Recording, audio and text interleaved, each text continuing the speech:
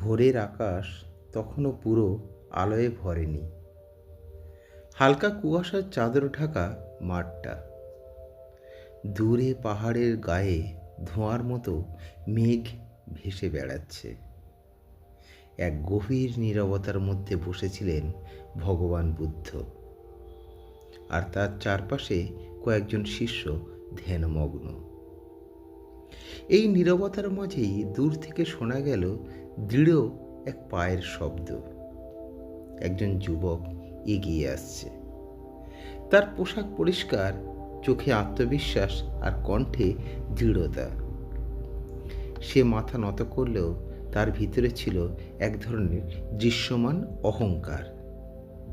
সে বলল, ভন্তে, আমি অনেক কিছু শিখেছি, শাস্ত্র পড়েছি, বহু গুরু দেখেছি, তবু সবাই বলে আমার এখনো জ্ঞান হয়নি। আমি জানতে চাই জ্ঞান আসলে কি। ভগবান বুদ্ধ ধীরে চোখ খুললেন। এক মুহূর্ত যুবকের দিকে তাকিয়ে রইলেন। তারপর শান্ত কণ্ঠে বললেন, তুমি কি তোমার পাত্র সঙ্গে এনেছ? যুবকটি অবাক হলো, কোন পাত্র ভন্তে? ভগবান বুদ্ধ মৃদু হেসে বললেন, যেখানে তুমি জ্ঞান রাখতে চাও। যুবকটি ঠিক বুঝতে পারল না। সে একটু অস্বস্তিতে পড়ল। সে বলল, আমি তো শিখতে এসেছি, আমার মনে অনেক প্রশ্ন। ভগবান বুদ্ধ বললেন, প্রশ্ন থাকা ভালো, কিন্তু যখন উত্তর আগেই ভরা থাকে তখন তাতে নতুন কিচ্ছু ঢোকে না। ভগবান বুদ্ধ পাশ থেকে একটি মাটির পাত্র তুলে নিলেন।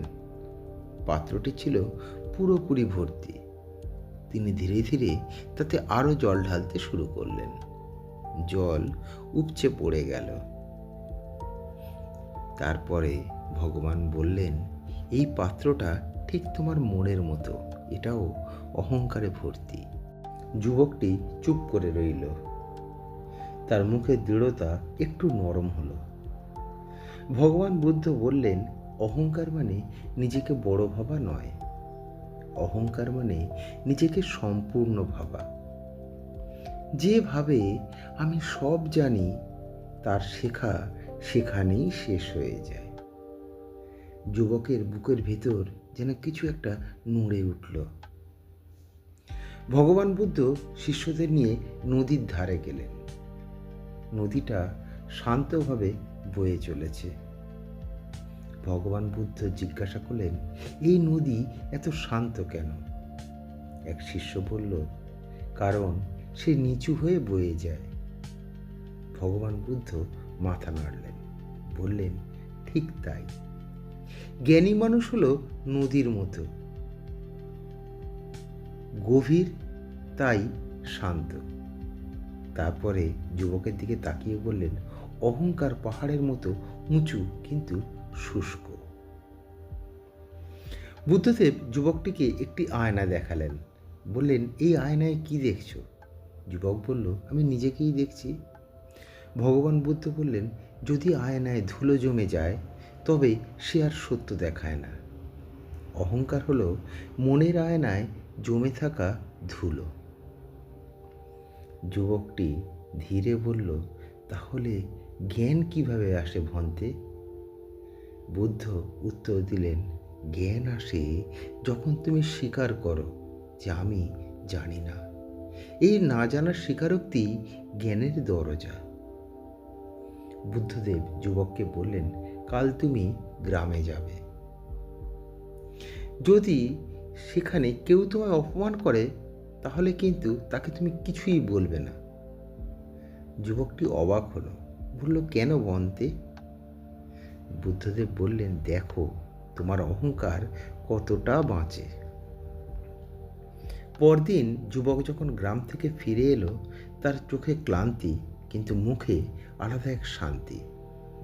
সে বলল, ভন্তে, আমি বুঝেছি অপমান আমাকে আঘাত করে দেয়নি, আমার অহংকারই আসলে কষ্ট পেয়েছিল।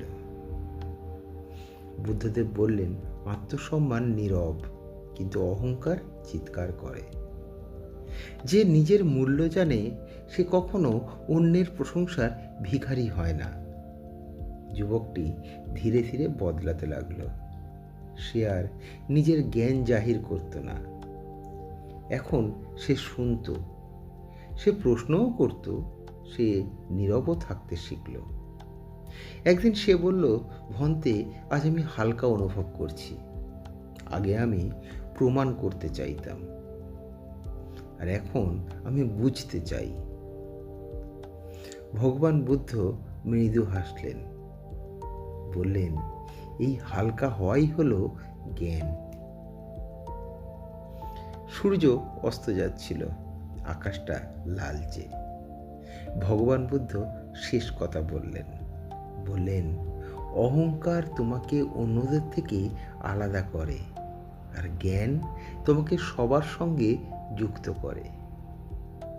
অহংকার বলে আমি সবার থেকে আলাদা, আর জ্ঞান বলে আমরা সবাই এক। বন্ধুগণ, চোখ বন্ধ করুন, নিজের মনের পাত্রটা দেখুন, আর দেখুন কোথায় কোথায় অহংকার ভরা।